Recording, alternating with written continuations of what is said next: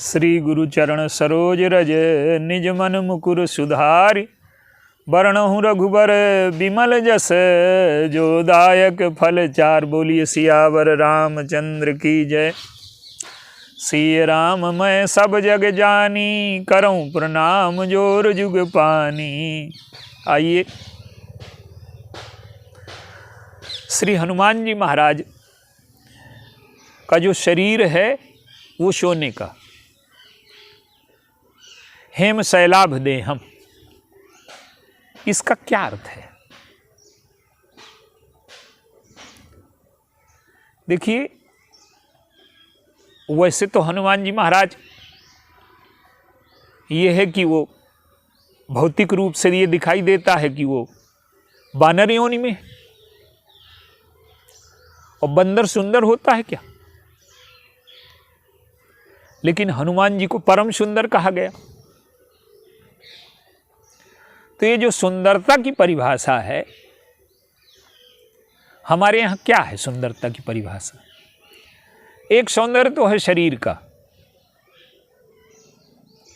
लेकिन जो वास्तविक सौंदर्य है वो सौंदर्य है चरित्र का, भावना का और विचार का।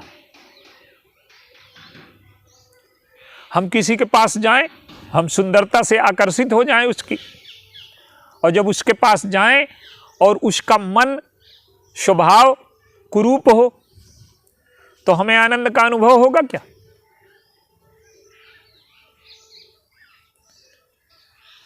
तो पहले जो सुंदरता है वो शरीर की, दूसरी सुंदरता है मन की, और तीसरी सुंदरता है बुद्धि की। जिसे देख करके हमारा मन अपवित्र हो जाए उसे हम सुंदर कहेंगे क्या? जिस चीज को देख करके हमारी बुद्धि में स्वार्थ आ जाए वो चीज पवित्र है क्या? तो हमारे यहां जो सुंदरता की परिभाषा है, जैसे भगवान राम की सुंदरता है, वो क्या है?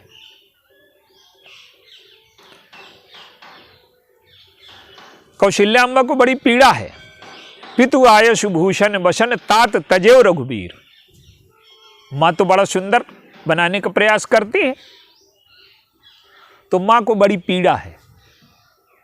लेकिन गोस्वामी जी कहते हैं कि जब प्रभु ने आभूषण उतार दिए, वस्त्र उतार दिए, तो उनका सौंदर्य प्रकट हो गया। आभूषण से और वस्त्र से जिसका सौंदर्य बढ़ता है वो ईश्वर नहीं है। ईश्वर का सौंदर्य तो अपने आप में पूर्ण होता है, और वो जिस चीज को स्वीकार कर लेता है वो चीज सुंदर हो जाती है। जैसे भगवान राम की सुंदरता के लिए जब गोस्वामी जी कहते हैं कि प्रभु सिंहासन पर विराजे, तो 14 वर्ष वन में रहे, आज जटाएं धोई गई, आज सब सुंदरता का सारा श्रृंगार प्रभु ने किया। लेकिन गोस्वामी जी लिखते हैं कि सुंदरता घट गई उनकी। कर मज्जन प्रभु भूषण साजे, और अंग अनंग देख सत लाजे। आज सुंदरता घट गई, और जब वस्त्र और आभूषण उतार करके जंगल में टहल रहे हैं, उस समय गोस्वामी जी ने उनकी सुंदरता लिखी क्या? कि लाजे ही तन शोभा निरखी कोटि कोटि शतकाम। तो जब प्रभु चले तो गोस्वामी जी लिखते हैं कि कागर कीर जो भूषण चीर, शरीर लस्यो तजु नीर जो काई, और राजीव लोचन राम चले, तजी बाप को राज बटाऊ की नाई। तो वस्त्र और आभूषण से जो सुंदरता मिलती है वो बाहरी सुंदरता है। भगवान राम का सौंदर्य क्या है? भगवान राम का सौंदर्य ये है कि आज प्रेम का सौंदर्य प्रकट हुआ, आज मर्यादा का सौंदर्य प्रकट हुआ, सेवा का सौंदर्य प्रकट हुआ, कृतज्ञता का सौंदर्य प्रकट हुआ। भगवान राम ने अपने पिता के वचनों की रक्षा के लिए 14 वर्ष का जीवन दान दिया। कैकेयी का मुख तो कुरूप है। गोस्वामी जी लिखते हैं कि लागहि कुमुख वचन शुभ कैसे, और मगह गयादिक तीरथ जैसे। दशरथ जी भी पहले सुमुखी कहते हैं कैकेयी को, और बाद में कहते हैं कि कुमुखी। तो जिस मुंह से राम के वनवास का आदेश दिया गया वो सुंदर रह गया क्या?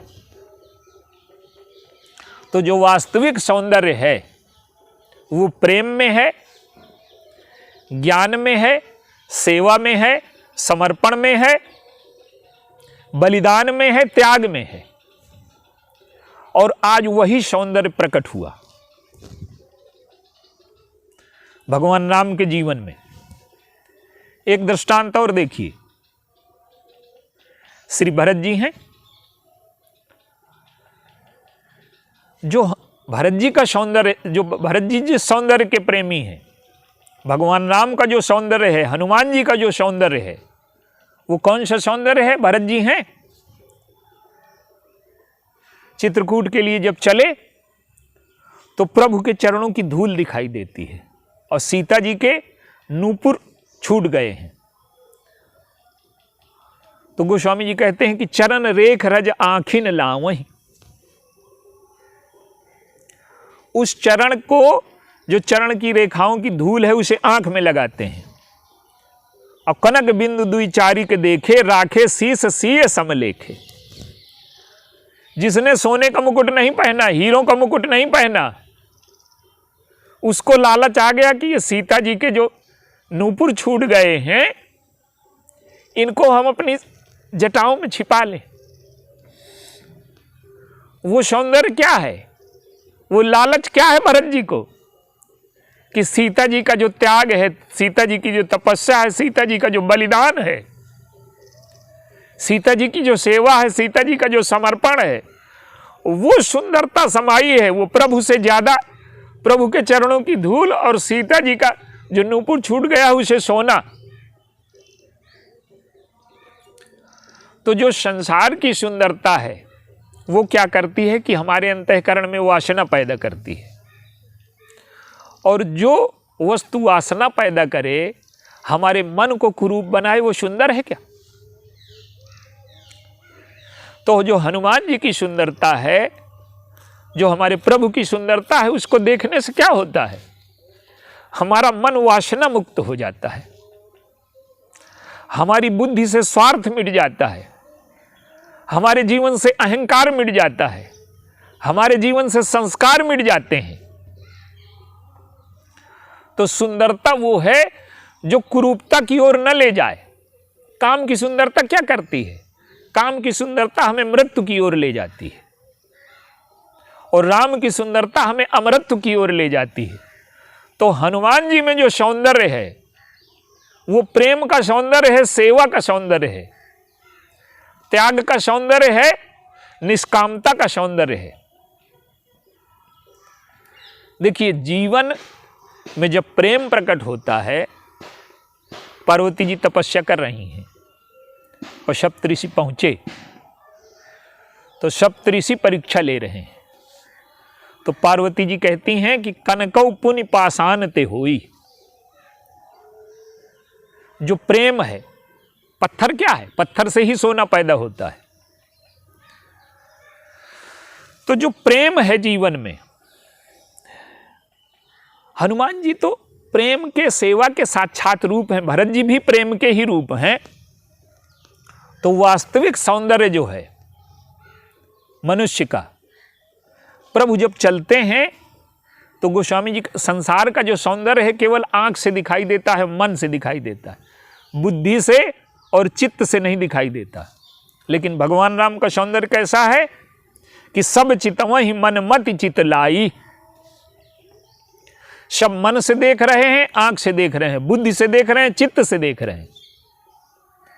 तो संसार के सौंदर्य को बुद्धि से देखें तो बड़ा भयावह है, कुरूप है, गंदगी का केंद्र है। केवल त्वचा ऊपर की निकाल लीजिए, कितना कुरूप हो जाएगा। तो संसार की जो सुंदरता है वो नकली है, और ईश्वर की जो सुंदरता है वो असली है, भक्ति की जो सुंदरता है वो असली है। हनुमान जी का जो सौंदर्य है वो शाश्वत है और भक्तों के हृदय में भक्ति पैदा करता है, समर्पण पैदा करता है, सेवा पैदा करता है। तो जो सौंदर्य है जो हमारे जीवन को ऊपर उठाए, हमारे जीवन को स्वार्थ मुक्त कर दे, हमारे जीवन को वासना मुक्त कर दे, हमारी बुद्धि की कुरूपता मिटा दे, तो हनुमान जी का जो सोना है वो प्रेम का सोना है। सीता जी कहती हैं कि ये सोने का मृग है, बहुत सुंदर है ये।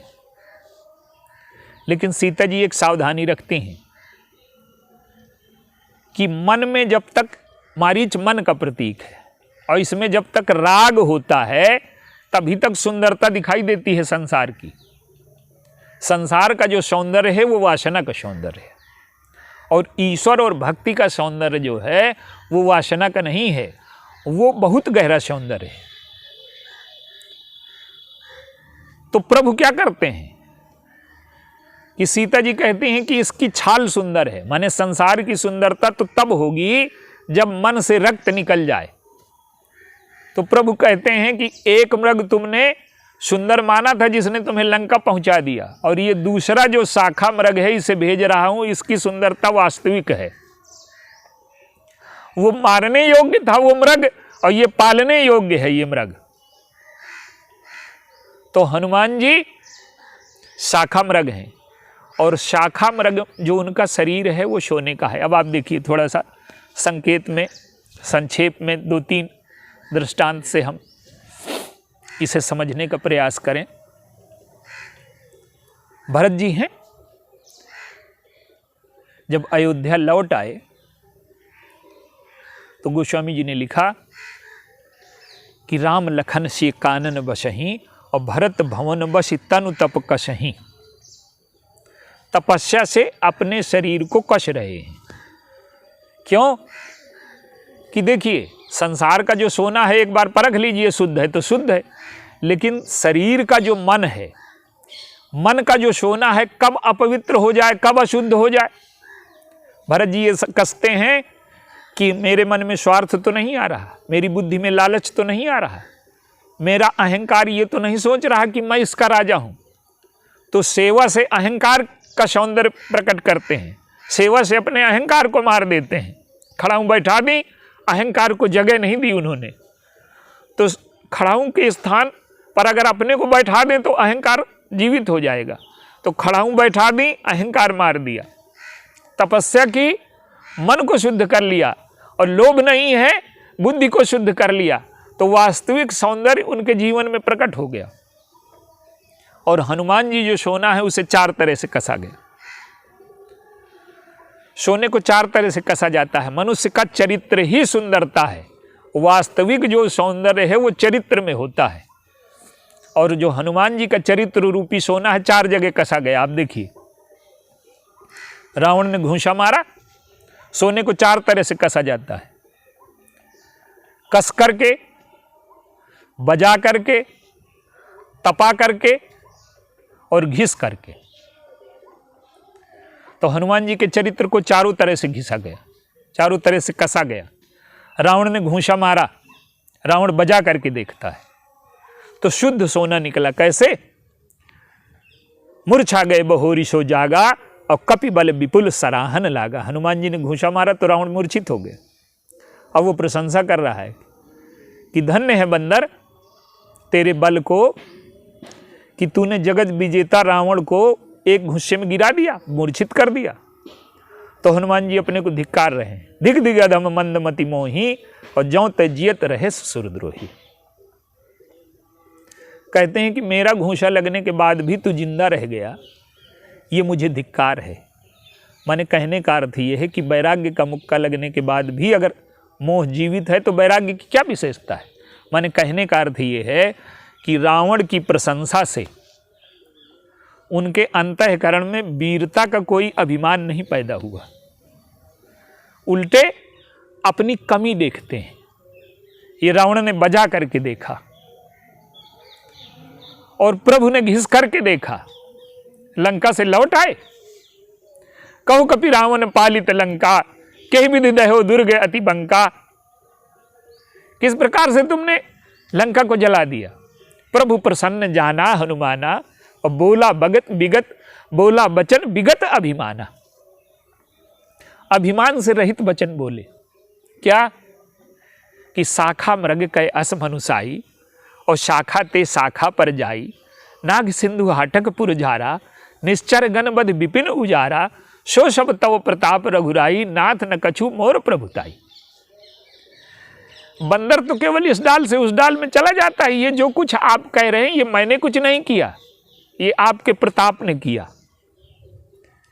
ये है चरित्र की सुंदरता, ये है सौंदर्य कि कहीं भी कर्तृत्व का भान नहीं है, सब कुछ प्रभु को समर्पित है। तो घिस करके देखा, हनुमान जी व्याकुल हो गए, त्राहि त्राहि भगवंत चरणों में गिर गए। भगवान ने पूछा कि लंका में तुमने नहीं पुकारा मुझको, यहां क्यों पुकार रहे हो। तो उन्होंने कहा कि महाराज सबसे भयानक शत्रु है प्रशंसा का, और आप प्रशंसा कर रहे हैं तो लगेगा कि सही है, आप तो सत साक्षात सत्य हैं, इसलिए अब तो गिरना है तो आपके चरणों में गिरे। तो हनुमान जी अपनी प्रशंसा रूपी शत्रु को परास्त कर देते हैं, प्रभु के चरणों में अर्पित कर देते हैं। भक्ति का उदय होता है उनके जीवन में प्रभु की प्रशंसा से। तो घिस करके प्रभु ने देखा, बजा करके रावण ने देखा, सोना बिल्कुल शुद्ध है, और तपा करके रात में घूम रहे हैं लंका में। भोग की नगरी है, लेकिन मन बिल्कुल अछूता, बिल्कुल पवित्र, किसी भी प्रकार के विकार का उदय नहीं होता। ये तपा करके देखना है। और भरत जी ने छेद करके देखा, बाण मार दिया। परे वो मुरिच महिलागत सायक, और सुमिरत राम राम रघुनायक। बाण लगा और व्याकुल होकर के राम राम का उच्चारण कर रहे हैं। भरत जी पहचान गए कि ये तो सज्जन है, मैंने तो इसे निशाचर समझ लिया, बहुत बड़ा अपराध किया। और जब गिरे तो हनुमान जी के मन में आना चाहिए कि इन्हीं के भाई की सेवा के लिए हम पहाड़ लिए जा रहे हैं और ये मुझको बाण मार देते हैं। लेकिन आप देखिए, छेदने के बाद भी छेद दिया भरत जी ने, लेकिन सोना बिल्कुल शुद्ध है, कहीं भी कोई विकृति नहीं है।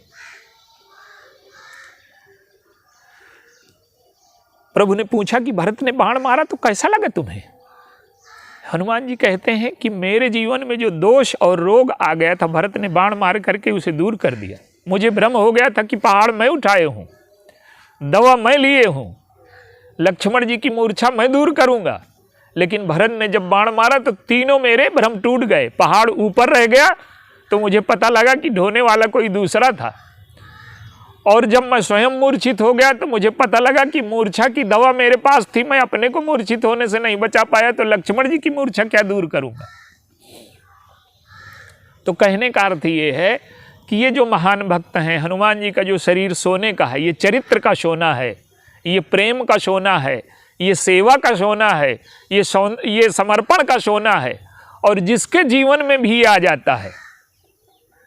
हनुमान जी तो साक्षात भगवान के रूप हैं, भगवान से भी ज्यादा पूजा जिनकी होती है, जो ईश्वरत्व से भी आगे निकल गया, सेवा के द्वारा, समर्पण के द्वारा, त्याग के द्वारा। भगवान उनके स्वामी हैं, लेकिन स्वामी की उतनी पूजा नहीं होती जितनी सेवक की पूजा होती है। इस देश में इस कृतज्ञ राष्ट्र ने अपने स्वामी की पूजा से ज्यादा अपने सेवक की पूजा की। यही हनुमान जी के चरित्र का, यही हनुमान जी के शरीर का सोना होना है, यही चरित्र का सोना है। बोलिए सियावर राम।